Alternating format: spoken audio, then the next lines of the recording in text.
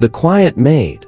1. Some people enter your life so quietly, you don't even notice at first, but one day, you look back and realize, they were the moment everything changed. This is the story of Liam Gray, a man who had everything: wealth, success, power, but no peace, and Ella, a girl who came with silence, but carried secrets louder than any storm. Rain poured endlessly over Gray Manor.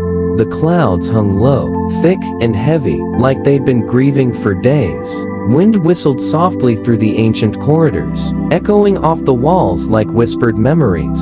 Liam Gray stood near the tall window of his study, hands buried in the pockets of his long coat, eyes fixed on the storm outside. He didn't flinch when thunder cracked. He didn't blink when lightning flashed. Inside the house, there was silence. Not just the absence of sound, but the kind of deep silence that presses on your chest and seeps slowly into your bones. He had learned to live with it, grown comfortable with it. His home, like his heart, had adapted to stillness. "Sir," came a quiet voice behind him. It was Thomas, the old butler.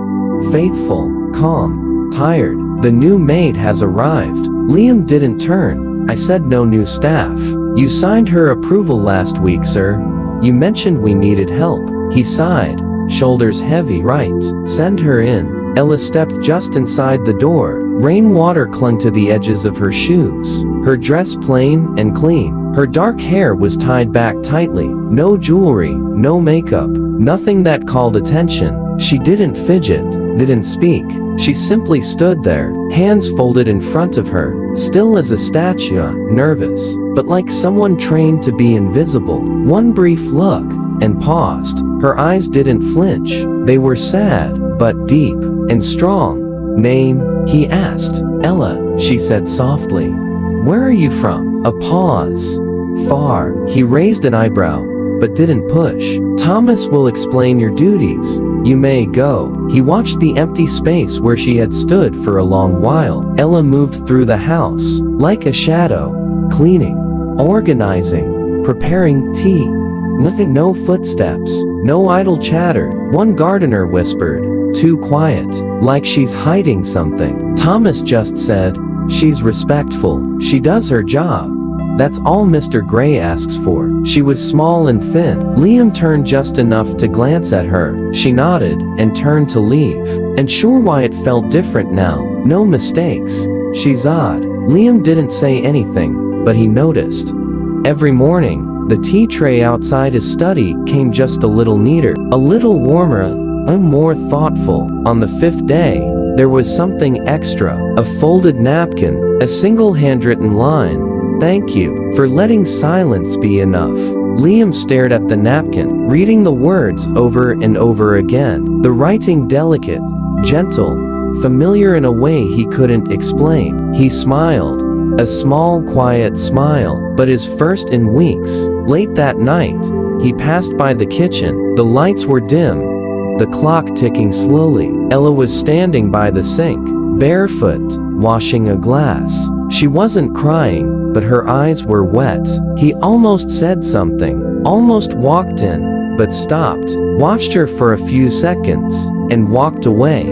The next day, a soft melody drifted through the halls. Faint piano notes echoed from the music room. No one played it anymore. Liam followed the sound. Ella sat at the old piano, back straight, eyes closed. Her fingers floated gently across the keys. The music wasn't perfect, but it had soul. It wasn't loud, but it was honest. A melody that felt like a memory, soft, slow, and full of ache. When she finished, she looked up. Their eyes met. Neither of them said a word. She stood and walked away. That night, while searching through some old files in his study, Liam found a photograph tucked between pages. A young girl, smiling faintly, her hair pulled back, and eyes that looked like Ella's. Couldn't be. He shook the thought away. Coincidence, he told himself. Later, the library, he found her arranging books. "Do you read?" he asked. She nodded. "Sometimes." "What kind?" She hesitated, then softly replied, "The kind where the pain feels real, but it's written like just a story." Liam said nothing, but he watched her closely. This girl, this maid, wasn't just quiet. She was thoughtful, mysterious, a story waiting to be read. That night, he heard the sharp shatter of glass. He rushed toward the dining room, found Ella on her knees, carefully picking up broken pieces of a glass cup. Her hand was bleeding, but she didn't stop. "Stop," he said, louder than intended. She looked up calmly. "Oh, tears. No fear, just the quiet strength of someone used to handling pain." He knelt beside her and gently wrapped her hand in a cloth napkin. "You don't have to do everything alone," he said. She looked at him. "When you stay silent, people think you're okay." The next morning, Thomas asked a helper to tidy up Ella's room while she ran errands in town. Under her pillow, they found a sealed envelope addressed to Mr. Liam Gray. In her handwriting, he held it in his hand for a long moment. His name in gentle strokes, her name nowhere on it, but he knew. Just placed it on his desk and waited. Because suddenly, it was clear, she hadn't just entered his home. She had entered his story, and maybe she'd always been part of it. He didn't open it.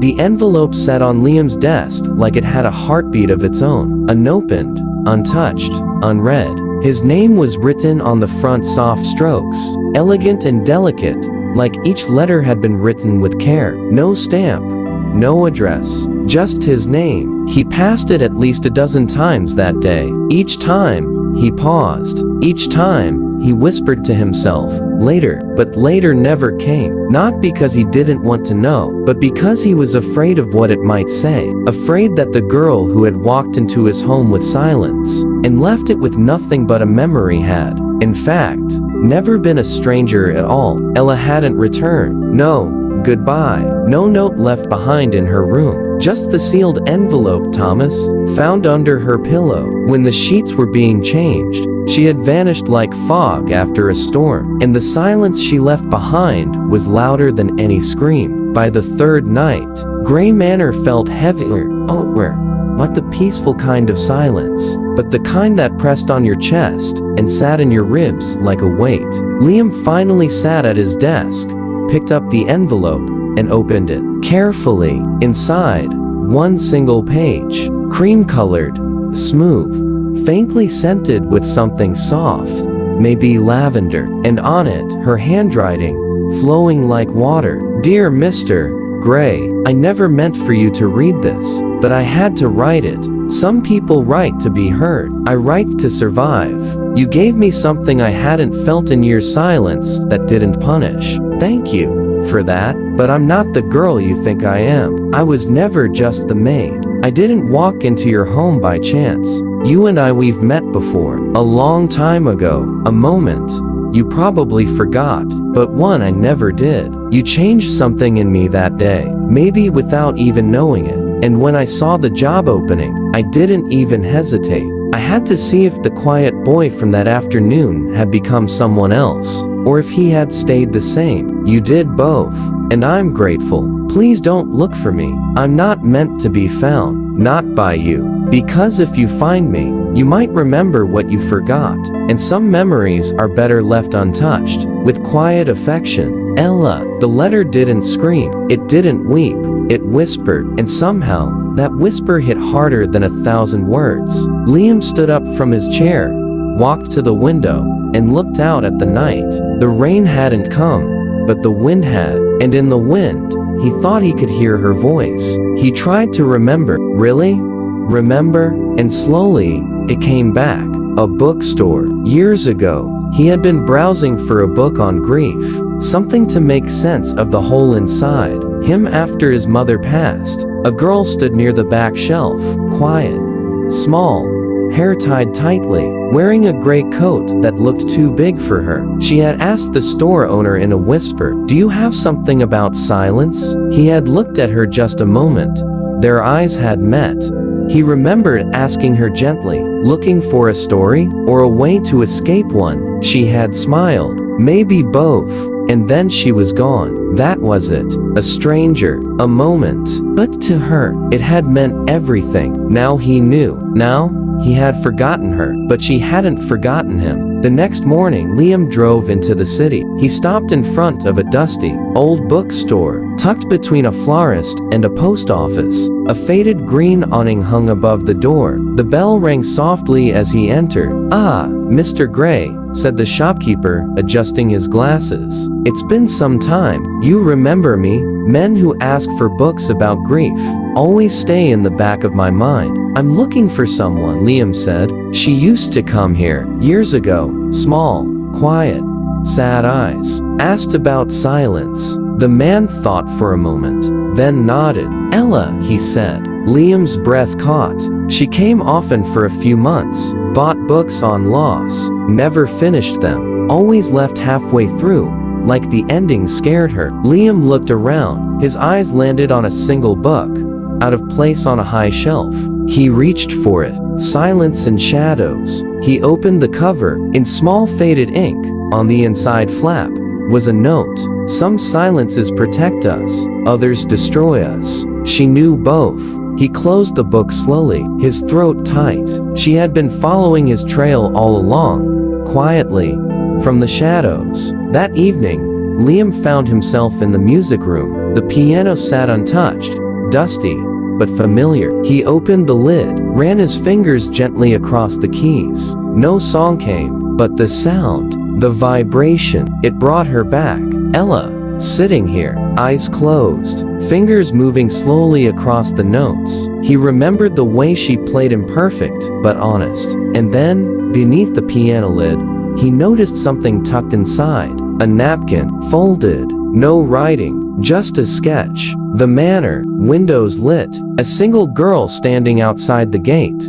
Alone. Liam held it for a long time. She had drawn this. She had been watching all along, waiting. The next morning, Thomas knocked on the door. "Sir," he said softly, "there's someone here to see you." "A woman," she says. She knew Ella. Liam went still. "Send her in." A woman entered, mid-30s, gentle eyes, nervous smile, a coat too thin for the weather. "I'm Miriam," she said. "Ella and we grew up together." Liam sat across from her. "She's okay?" he asked. "She's breathing, but I don't know if she's okay." Miriam pulled something from her bag, a photograph. Ella younger, smiling faintly, and beside her, a teenage boy. It took Liam a second, then he saw it. The boy was him, 16 years old, smiling beside a quiet girl at summer camp. She was there. Miriam nodded. "You sat next to her once by the lake. She was crying. You didn't say anything, just sat with her. And then the next day, you left a note inside a library book." Liam's voice cracked. "What did it say?" Miriam whispered. "You don't have to say much to be worth hearing." He had written that. He didn't even remember. "She's held on to that moment for years," Miriam said. "Carried it like a lighthouse in her heart." "Why didn't she tell me?" Liam asked. "Would you have believed her?" Silence. Then Miriam slid a piece of paper across the table. "An address. If you really want to know her story, go find her." He didn't wait. He drove 3 hours, across winding roads, to a small village by the coast. He walked through quiet lanes, past brick homes and ivy-covered walls, until he reached a sycamore tree. Under it, Ella, reading a book. She looked up, saw him, didn't smile, didn't cry, just closed her book. He sat down beside her. Neither spoke for a while. Then Ella said softly, "I didn't think you'd remember." "I didn't," Liam replied, "but I never forgot how you made me feel." She turned her head slightly. "And how was that?" "Like silence. Didn't have to mean loneliness." They sat together in stillness. Not empty, not heavy, but peaceful, like two people finally breathing in the same rhythm. Liam looked at her hands. "The piano misses you," he said. She smiled. "I miss it too." He reached into his coat, pulled out the napkin. "Sketch. The girl at the gate," he said. "She never left, did she?" Ella's voice was barely above a whisper. "No, she just waited for someone to finally open the door." If you liked the video, type "continue" in the comments so I know you enjoyed it. I'll work harder to bring you more amazing stories. Watch video 2 to continue the story. Don't forget to like, comment, and subscribe.